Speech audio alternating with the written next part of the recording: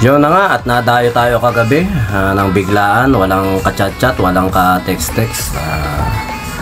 Ayaw natin yung mga ganyang bagay, pero nandiyan dyan na, kaya uminom na kami at nagtawag na kami ng kabakap.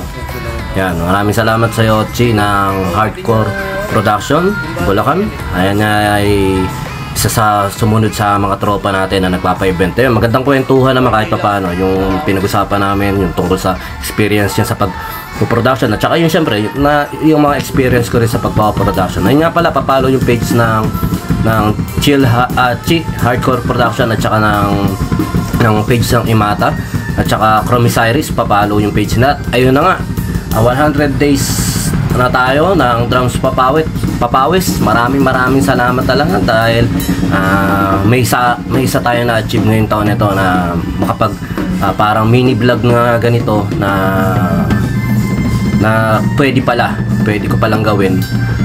Kung kasi ngayon lang din kasi bumalik sa akin yung drum set na yan nung pandemic, parang naabutan kay Rod yan kasi pinarenta ko yan.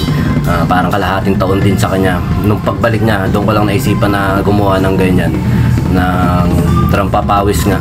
Pero ayun, maraming salamat sa umaabot na minsan ng may 400 views, 400. Pero malaking bagay yun kasi hindi ka naman mapapanood sa isang gig ng ganong karami. Pero ayun nga, maraming salamat sa mga tropa natin dyan, sa mga kapwa natin drummer, lalo na sa mga batang drummer. Sana mag-push kayo na mag-improve pa.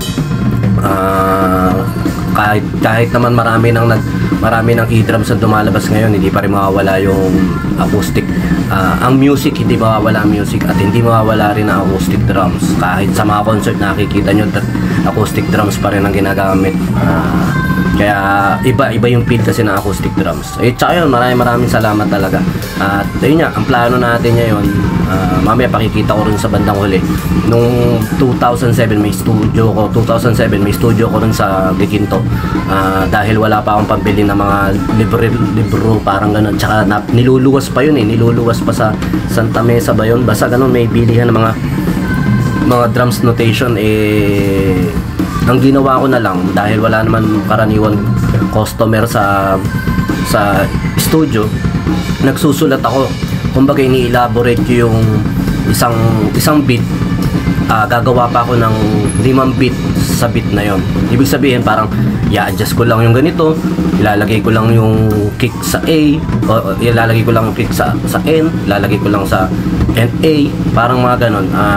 Kumbaga, ayun yung naging libang ako. At tatry natin kung may mapupulot tayo doon sa mga nagawa kong ilang ano na yun, ilang music book na sinulatan ko nun. Parang mga nasa 13 din na gano'n ang nagawa ko. Pero syempre mga basic lang yun na pinag-eksperimentohan ko nga lang. Yung iba ron hindi ko na tanda pero ayun ang kagandahan sa naisulat mo. Tingnan mo, 2007 ko pa siya nagawa. Tapos pwede ko pala siyang gamitin ngayon para maibidyo ko ano yung mga basic to siguro konting advance ng konti yun. Titingnan natin kung magagawa ko rin kasi yun, syempre pinapractice ko siya dati sa studio ko. Ngayon magagamit natin para sa mga bata.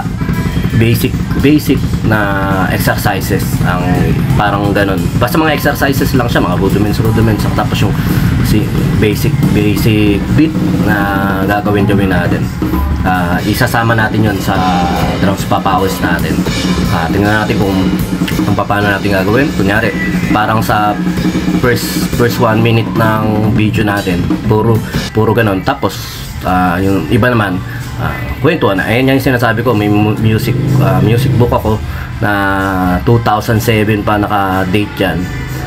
Ayan, mga ganyan lang siya, mga basic beat. In-elaborate ko lang ng ganito.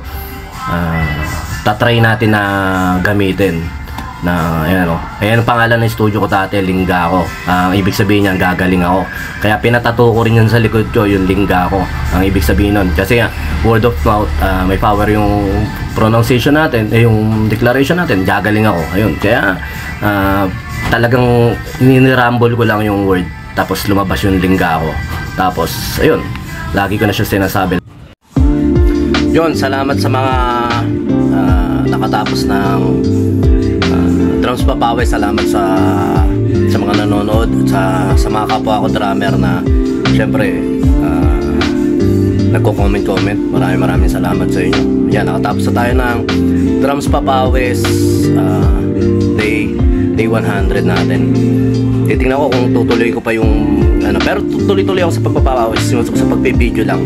Gagawin ko lang ng content twist kasi nga masa sa edit na lang muli sa mga tropa natin drummer dyan, sa mga batang drummer dyan, at saka sa mga makakapanood nito balang araw sa YouTube kasi nasa nasa Bijam Music Studio. Ayan, yung mga video na ginagawa natin sa drums doon natin ina-upload.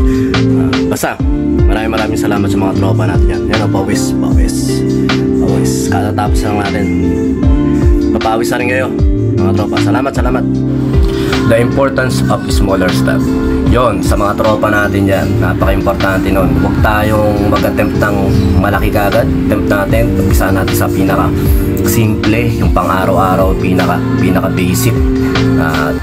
Kahit sa music, pinaka-importante yung fundamentals, yung mga basic. Tsaka nga, hindi natin kailangan maging magaling bago magsimula. Kailangan natin magsimula para gumaling. Ayun lang sa mga bata dyan. Maraming salamat.